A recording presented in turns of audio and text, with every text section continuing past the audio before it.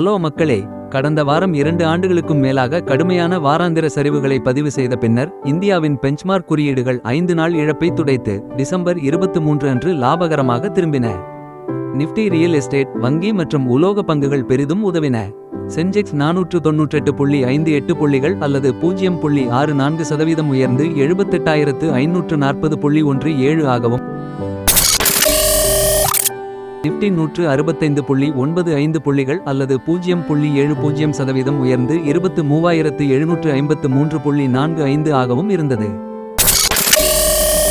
வர்த்தகம் செய்யப்பட்ட 2,919 பங்குகளில் 1,130 பங்குகள் அதிகரித்தன, 1,703 பங்குகள் சரிந்தன, 86 பங்குகள் மாறாமல் இருந்தன.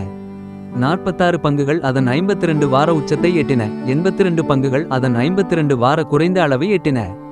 85 பங்குகள் மேல் சுற்றிலும் 113 பங்குகள் கீழ் சுற்றிலும் இருந்தன. JSW steel, ITC, Hindalco, Tirent மற்றும் பேங்க் ஆகியவை நிஃப்டியில் அதிக லாபமடைந்தன. அதே நேரத்தில் hero MotoCorp, Maruti, HCL tech, HDFC life மற்றும் பஜாஜ் ஃபின்சர்வ் ஆகியவை இழப்புகளை சந்தித்தன.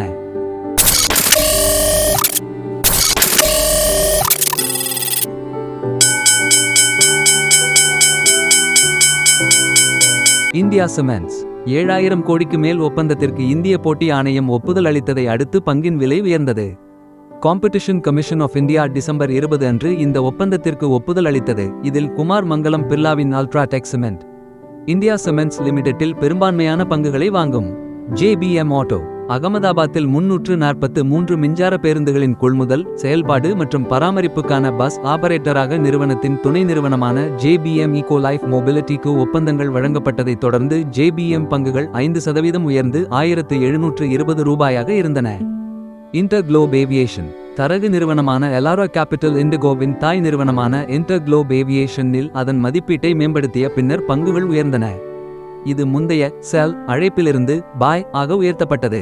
முக்கிய விமான நிலையங்களில் திறன் விரிவாக்கம், புதிய விமான நிலையங்கள் தொடங்குதல் மற்றும் இண்டிகோவின் PNW விமானம் திரும்புவது ஆகிய எதிர்பார்ப்புகளை மேற்கோளிட்டுள்ளது.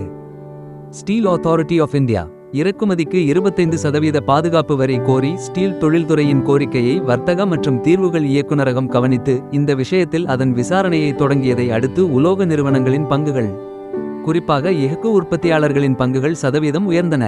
Sterling and Wilson renewable energy 1,200 கோடி ரூபாய் மதிப்புள்ள உள்நாட்டு ஆர்டரை பெறுவதாக Sterling and Wilson renewable energy நிறுவனம் அறிவித்ததைத் தொடர்ந்து பங்குகள் உயர்ந்தன. குஜராத்தில் 500 மெகாவாட் சூரிய மின்சக்தி திட்டத்திற்கான வடிவமைப்பு, பொறியியல், கொள்முதல் மற்றும் கட்டுமானத்திற்கான EPC ஆர்டரை நிறுவனம் பெற்றுள்ளது. ஹிந்துஸ்தான் கன்ஸ்ட்ரக்ஷன் கம்பெனி ஸ்டைனர் AGயில் தனது பங்குகளை விற்கப்போவதாக கட்டுமான நிறுவனம் அறிவித்ததை அடுத்து பங்குகள் சரிந்தன. ஸ்டைனர் AGயில் ஹிந்துஸ்தான் கன்ஸ்ட்ரக்ஷன் கம்பெனியின் பங்கு விற்கப்பட்டது. இதனால் நிறுவனம் இந்தியாவில் அதன் முக்கிய EPC செயல்பாடுகளில் கவனம் செலுத்தம. New India assurance GST council கூட்டத்தில் ஆயுள், சுகாதார காப்பீட்டு பிரீமியங்களுக்கான நிவாரணம் குறித்த முடிவை ஒத்திவைத்ததால் காப்பீட்டு பங்குகள் சிவப்பு நிறத்தில் வர்த்தகம் செய்யப்பட்டன. தற்போது ஆயுள் மற்றும் மருத்துவ காப்பீட்டிற்கு செலுத்தப்படும் பிரீமியங்கள் பெரும்பாலும் 18 விழுக்காடு GST விகிதத்தை ஈர்க்கின்றன. இது காப்பீட்டு பங்குகளின் பங்கு விலைகளில் சரிவுக்கு வழிவகுத்தது. ஜொமேட்டோ சென்செக்ஸ் 30 பங்குகளில் பங்கு நுழைந்த பிறகு முதலீட்டாளர்கள் லாபத்தை பதிவு செய்ததால் ஜொமேட்டோ பங்குகள் சரிந்தன. இந்த பங்கு கடந்த 6 மாதங்களில் ஒரு புல் ரன் கண்டது. இது 40% அருகில் வரை உயர்ந்தது. பாரத் குளோபல் டெவலப்பர்ஸ் செபி அடுத்த உத்தரவு வரும் வரை பங்குகளில் வர்த்தகத்தை நிறுத்தியதை அடுத்து பாரத் குளோபல் டெவலப்பர்ஸ் பங்குகள் சரிந்தன. நிறுவனத்தின் ப்ரமோட்டர்ஸ் மூலதன சந்தைகளை காலவரையின்றி அணுகுவதையும் செபி தடுத்துள்ளது.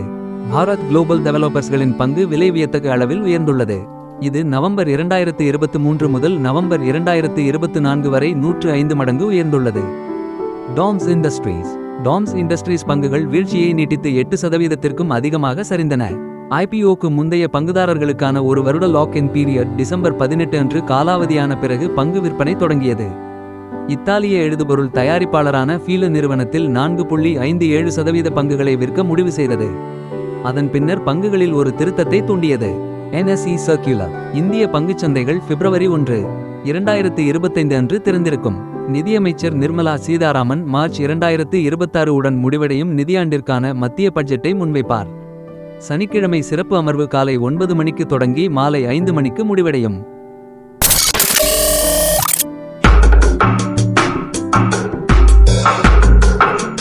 ஹோட்டல் பிசினஸ் டெமர்ஜர் பதிவு தேதி நெருங்குவதால் இட்ஷில் பாயிங் தொடர்கிறது.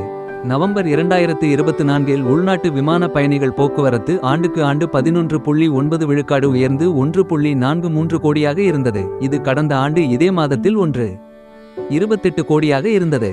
மேசகன் டாக் ஷிப் பில்டர்ஸ் அதன் ஸ்டாக் ஸ்பிளிட் ரெக்கார்ட் தேதியாக டிசம்பர் 27 வெள்ளிக்கிழமை நிர்ணயித்துள்ளது. ₹10 முகமதிப்புள்ள ஒவ்வொரு ஈக்விட்டி பங்கும் தலா ₹5 முகமதிப்புள்ள 2 ஈக்விட்டி பங்குகளாக பிரிக்கப்படும். NMDC 2:1 போனஸ் இஷ்யூ வெள்ளிக்கிழமை டிசம்பர் 27 போனஸ் பங்கு வெளியீட்டிற்கான பதிவு தேதி. பங்குதாரர்கள் தற்போதுள்ள ஒவ்வொரு ஈக்விட்டி பங்கிற்கும் தலா ₹1 முகமதிப்புடன் 2 முழுமையாக செலுத்தப்பட்ட போனஸ் ஈக்விட்டி பங்குகளை பெறுவார்கள். டிசம்பர் 23 திங்களன்று அமெரிக்க டாலருக்கு எதிராக இந்திய ரூபாய் 10 பைசா குறைந்து 85.12 என்ற சாதனையை ரெக்கார்ட் லோ எட்டியது. 300 கோடி திரட்ட முத்தூட் ஃபன்கா புதிய NCD நான் கன்வெர்ட்டிபிள் டிபென்ச்சர்ஸ் தொடரை அறிமுகப்படுத்துகிறது. ஒவ்வொன்றும் 1000 விலையில் வருடாந்திர, மாதாந்திர மற்றும் ஒட்டுமொத்த வட்டி செலுத்துதல் விருப்பங்களுடன் 24 முதல் 92 மாதங்கள் வரையிலான பதவிக்கால விருப்பங்களை நான் கன்வெர்ட்டிபிள் டிபென்ச்சர்ஸ்கள் வழங்குகின்றன. பங்குச் சந்தையில் முக்கியமான செய்தியை நீங்கள் அறிந்திருப்பீர்கள் என்று நம்புகிறேன். மற்றொரு வீடியோவுடன் நாளை பார்ப்போம். நன்றி. Happy investing.